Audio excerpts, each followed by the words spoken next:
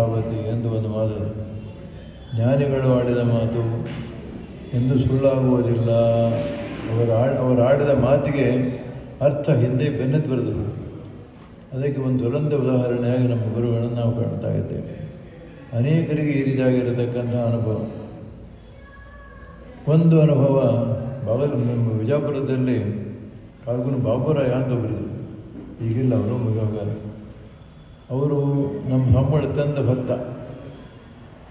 ಸ್ವಾಮಿಗಳು ನಮ್ಮೆ ಭಿಕ್ಷಕ್ಕೆ ಕರೆದು ಪೂಜಾ ಕರೆದು ಮನೆಗೆ. ಭಿಕ್ಷೆ ಆದಮೇಲೆ ಸ್ವಾಮಿಗಳು ಕೇಳಿದ್ರು, ನಿನ್ನ ಮನೆ ಇದೇನು ಸ್ವಂತ ಬಾಡಿಗೆ ಬಾಡಿಗೆ ಮನೆ ಅಂತ ಹೇಳ್ದ. ಏನು ಬಾಡಿಗೆ ಮನೆಗಿದ್ದೀವಿ ಎಷ್ಟು ನಗರಿ ಮಾಡ್ತೀವಿ, ಬಾಡಿಗೆ ಮನೆಯಾಗಿದ್ದೇನೆ ನಾನು. ಏನು ಮಾಡಿದ್ರಿ ಬುದ್ಧಿ ಮತ್ತು ಹಿಂಗೆ ಅದ ಬಾಡಿಗೆ ಮನೆ ಸ್ವಂತ ಮನೆ ಆಗಿಲ್ಲ ಹೇಳಿದಾಗ ಸ್ವಾಮಿ ಹೇಳಿದ್ರು, ಇನ್ನೊಮ್ಮೆ ಬಂದರೆ ಸ್ವಂತ ಮನೆಯಾಗಿ ಪೂಜೆ ಮಾಡ್ತಿದ್ರೆ ಮಾಡೇ ಹೋಗ್ಬೋದು.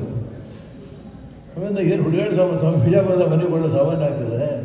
ಅಷ್ಟೊಂದು ನನಗಡೆ ಏನಿದೆ ನನ್ನ ಕಡೆ ಇಲ್ಲೇ ರೊಕ್ಕನೇ ಇಲ್ಲ, ಸ್ವಂತ ಮನೆ ಹೆಂಗೆ ಆಗ್ತದೆ ಅಂದ್ರೆ ತಗೋ ಕೊಟ್ಟು ಬೇರೆ ತಗೋ ಮುಂದೆ ವರ್ಷ ಬರ್ತೇನೆ ಭಾಳ ಸ್ವಂತ ಮನೆ ಪೂಜೆ ಮಾಡ್ಕೊಂಡು ಹೇಳ್ಬಿಟ್ಟು.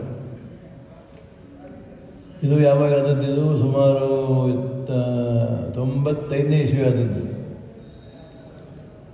96 ಇಸ್ವಿ ಮನೆನೇ ಆಗ್ಬಿಡ್ತು, ಸ್ವಂತ ಮನೆನೇ ಆಗ್ಬಿಡ್ತು. ಸ್ವಂತ ಮನೆಯಾಗಿ ಮನೆಗಳಲ್ಲಿ ಪೂಜೆ ಮಾಡಿದ್ದ. ಅಂದರೆ ಅವರು ಆಡಿದ ಮಾತು ಎಷ್ಟು ಫಲಕಾರಿಯಾಗಿದೆ ಅನ್ನಲಿಕ್ಕೆ ಒಂದು ಉದಾಹರಣೆ. ಇನ್ನೊಂದು ಸಂದರ್ಭ, ಬಿಜಾಪುರದಲ್ಲಿಯೇ ಇಬ್ಬರು ದಂಪತಿಗಳು ಗಂಡ ಹೆಂಡತಿ ಮಕ್ಕಳಾಗಿರಲಿಲ್ಲ ಅವರಿಗೆ. ಮದುವೆಯಾಗಿ ಸುಮಾರು 15 ವರ್ಷ ಆಗಿತ್ತು. ಒಮ್ಮೆ ಕಾಯಿ ಕೊಟ್ಟಿದ್ರಂತ ಸ್ವಾಮಿಗಳು, ಲಕ್ಕಿಲ್ಲ ಅವರಿಗೆ. ಅವ್ರು ಬಂದು ಹೇಳಿದರು, ಯಾರೋ ಬಂದು ಹೇಳಿದ್ರು, ಇವ್ರಿಗೆ ನೀವು ಕಾಯಿ ಕೊಟ್ಟಿದ್ರಿ, ಇನ್ನೂ ಮಕ್ಕಳಾಗಿಲ್ಲ, ಹೆಂಗೆ ಅಂತಿದ್ರು.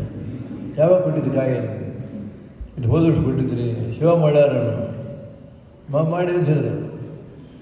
ಅದಕ್ಕೆ ಅವ್ರು ಇನ್ನೊಂದು ಕಾಯಿ ಹೇಳಿದ್ರು, ಸ್ವಾಮಿಗಳು ಇನ್ನೊಂದು ಕಾಯಿ ತೊಗೊಂಬಾದ್ರು. ತೊಗೊಂಡು ಕಾಯಿ ಕೊಟ್ಟರು. ಈ ಸರ್ ನೋಡು ಮಕ್ಕಳು ಆಗಲಿ ಕೊಡ್ತೀನಿ, ಸರಿ ಆಗಲಿ ಕೊಡ್ತೀನಿ ತಗೋದ್ರೆ ಕೊಟ್ಟರು, ಕಾಯಿ ಕೊಟ್ಟರು. ಮುಂದೆ ಒಂದು ಗಂಡು ಕೂಸಾತವ್ರಿಗೆ. ಈ ರೀತಿ ಅವರು ಆಡಿದ್ದೆಲ್ಲ ಸರಿ ಆಗ್ತದೆ, ಸತ್ಯ ಮಾತಾಗ್ತದೆ. ಅನೇಕರಂತೂ ಉದಾಹರಣೆಗೆ ಅವರಿಗೆ ಆಪತ್ತು ಬಂದಿದೆ, ಹಣಕಾಸಿನ ಬರುತ್ತದೆ, ಮತ್ತು ಅನೇಕ ವಿಘ್ನಗಳು, ಮನೆ ಜಗಳ, ಹೊಲ ಜಗಳ, ಅದಕ್ಕೆ ಪರಿಹಾರ ಕೊಟ್ಟಿದ್ದು ಸರ್ವತಾ ಪರಿಹಾರ ಕೊಟ್ಟದ್ದಕ್ಕೆ ಅದಕ್ಕೆ ಅವ್ರಿಗೆ ಪರಿಹಾರ ಆಗೇ ಆಗೋದು. ಅಂತಹ ಅನೇಕ ಜ್ವಲಂತ ಉದಾಹರಣೆಗಳನ್ನು ನಾವು ಕಾಣ್ತಾ ಇದ್ದೇವೆ.